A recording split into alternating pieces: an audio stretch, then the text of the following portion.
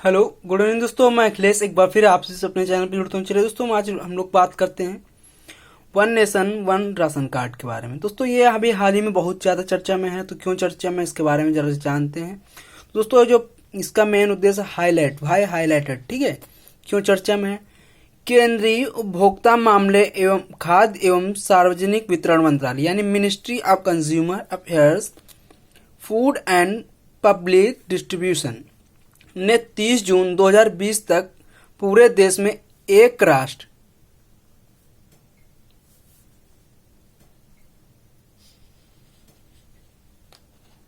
एक ration card योजना लागू करने की बात कही है, ठीक है।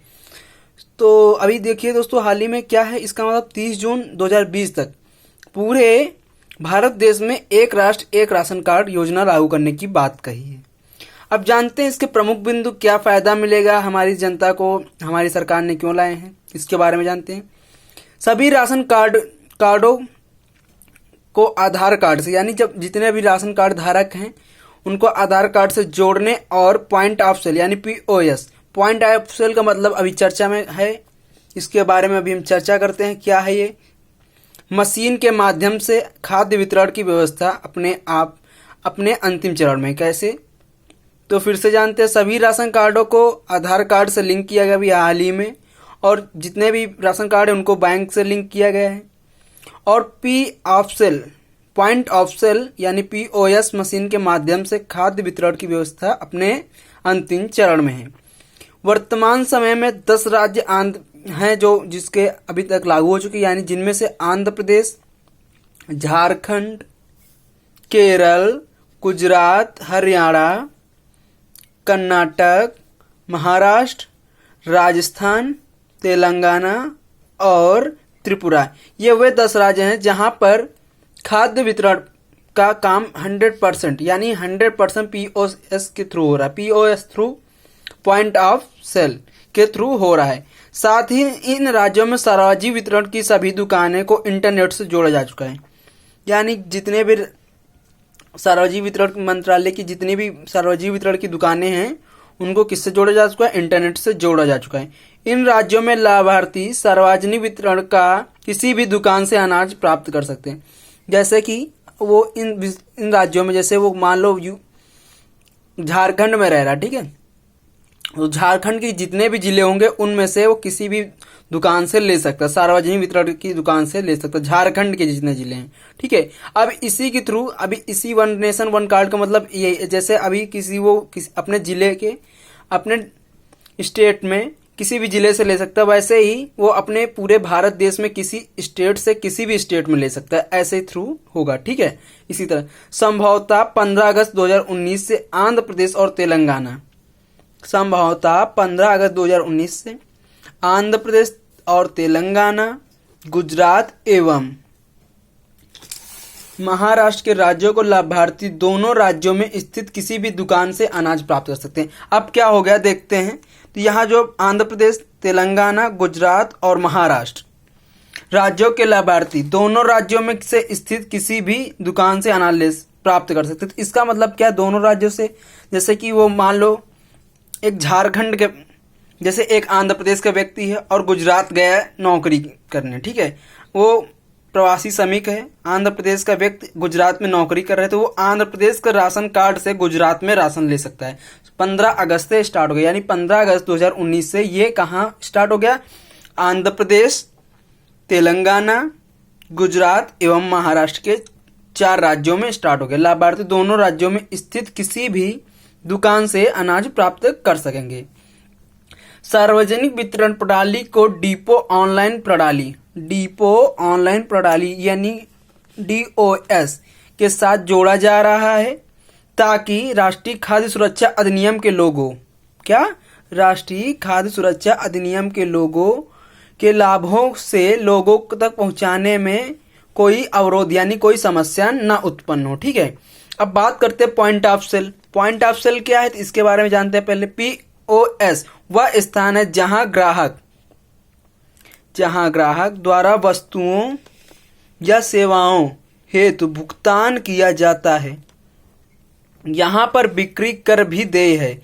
यानी कि जैसे कि क्या हो रहा है, जहाँ वस्तुओं को या सेवाओं पर हेतु भुगतान किया जाता है। ठीक है, भुगतान मतलब जैसे हम किसी दुकान से वस्तु खरीद रहे हैं और वहां पे भुगतान कर रहे हैं। ठीक है, वो हो गया भुगतान। ठीक है, यहाँ पर बिक्री कर भी दिया देय हो सकता है। ठीक है, या कोई बाह्य स्टोर हो सकता है। बाह्य स्टोर का मतलब कोई भी स्टोर हो सकता है जहां पर भुगतान के लिए कार्ड पेमेंट या वर्चुअल सेल्स पॉइंट जैसे इन द सेंस कंप्यूटर या मोबाइल इलेक्ट्रॉनिक डिवाइस का उपयोग किया जाता है। जैसे कि हम लोग पेमेंट्स करते हैं, जैसे फोन पे हो गया, ठीक है, पेमेंट हो गया, ठीक है, पेटीएम हो गया, इसके थ्रू करते हैं। ठीक है, अब बात करते हैं ऑनलाइन डिपो ऑनलाइन सिस्टम के बारे में। डिपो ऑनलाइन सिस्टम के एफसीआई के संचालन के प्रबंधन हेतु, किसके संचालन के? एफसीआई के संचालन के प्रबंधन हेतु डिपो, यानी डिपो का अर्थ मतलब क्या? गोदाम। ठीक है, डिपो का पहले मतलब संचालन हेतु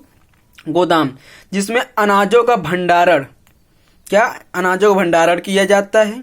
ठीक है, यानी कि जहां पे अनाजों का भंडारण किया जाता है उसको क्या कहते हैं? डिपो कहते हैं, गोदाम कहते हैं। ठीक है, डिपो ऑनलाइन प्रणाली का मुख्य उद्देश्य भारत में खाद्य वितरण, क्या है मुख्य उद्देश्य? डिपो ऑनलाइन प्रणाली का मुख्य उद्देश्य क्या है? भारत में खाद्य वितरण आपूर्ति श्रृंखला को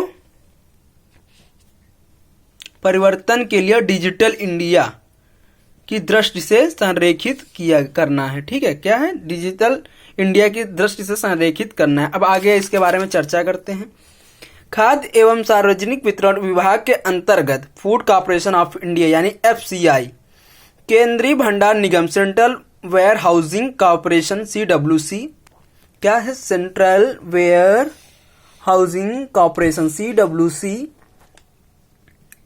ठीक है, राज्य वितरण भंडार निगम यानी state warehousing corporation SWC, एवं निजी गोदामों में भंडारित 612 लाख टन खाद्यान्न। देखो, आपको डाटा सबसे पहले नोट करेक्शन करना है क्योंकि आपको डाटा बहुत ज्यादा पूछा जाता है। ठीक है, 612 लाख खाद्यान्न सालाना 81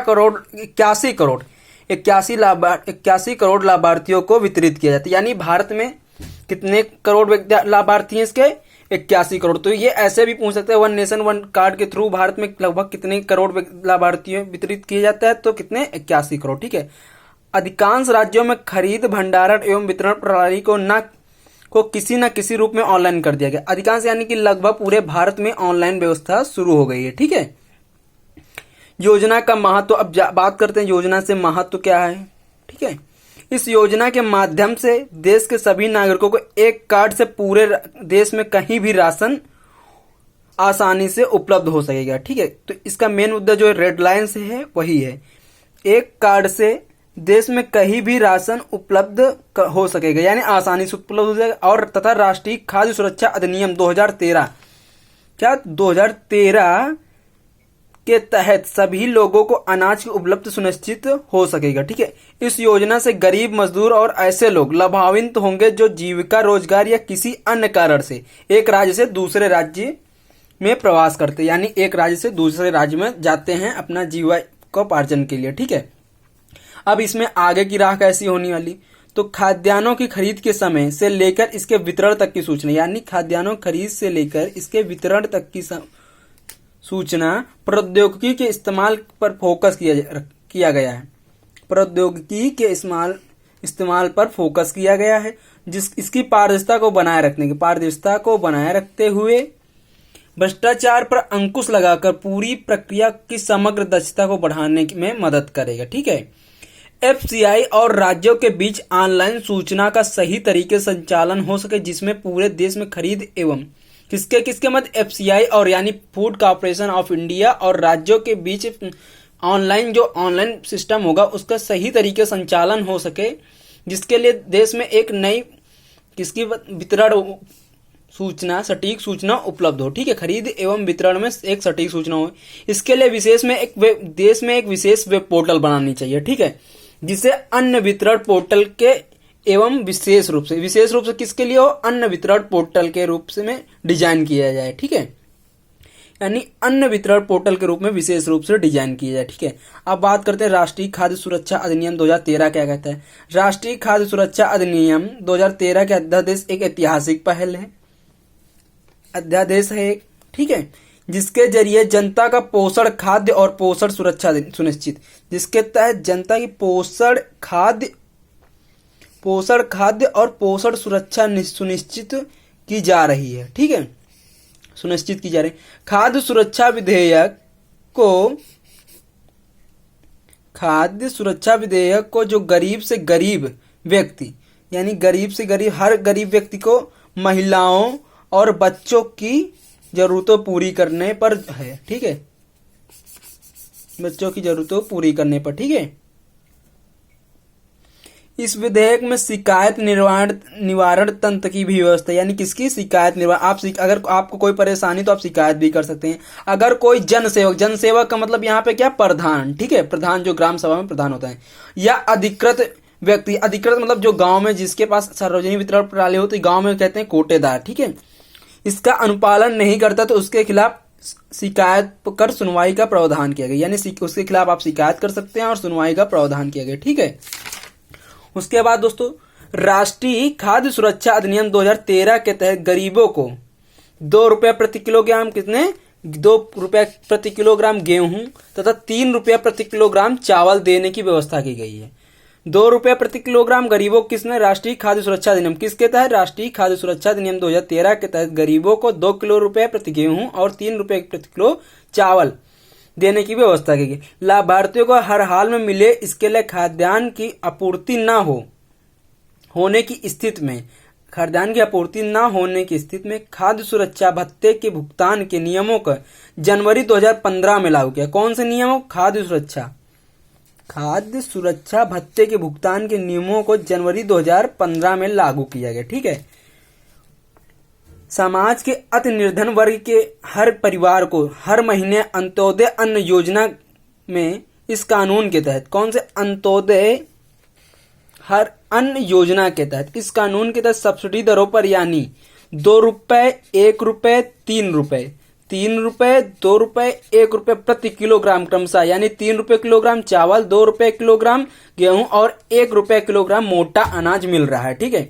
मोटा अनाज में कभी मटर की दाल देते हैं, कभी अरहर की दाल देते हैं। ठीक है, ऐसा होता है। पूरे देश में इस कानून के लागू होने के बाद 81.34, ठीक है, 81.34 करोड़ लोगों को, यानी 81 करोड़ लोगों को लगभग 2 रुपये प्रति किलोग्राम, 3 रुपये किलो प्रति चावल दिया जा रहा है। ठीक है, तो कितने, 81 करोड़ लोगों को, ठीक है, लगभग दिया जा रहा है। कितने रुपए में, 2 रुपये प्रति किलोग्राम में गेहूं और 3 रुपये प्रति किलोग्राम में चावल दिया जा रहा है। तो दोस्तों एक मेरा छोटा सेगमेंट था, अभी हाल ही में लॉकडाउन की वजह से, बोर्ड ना होने की वजह से मुझे इस थ्रू लाना पड़ा, क्योंकि आप लोगों को बहुत बड़ा ये एक बहुत इंपॉर्टेंट है, तो आप लोगों को लिख के समझाना था, एक आम भाषा में समझाना था। आई होप आप मेरी प्रॉब्लम समझ रहे होंगे और मेरे साथ कोऑपरेट करेंगे। दोस्तों अगर ये मेरा सेगमेंट अच्छा लग रहा है तो आप चैनल सब्सक्राइब करें, लाइक करें, ज्यादा से ज्यादा शेयर करें। थैंक यू दोस्तों, बाय, गुड नाइट, जय हिंद दोस्तों, बाय, जय हिंद दोस्तों।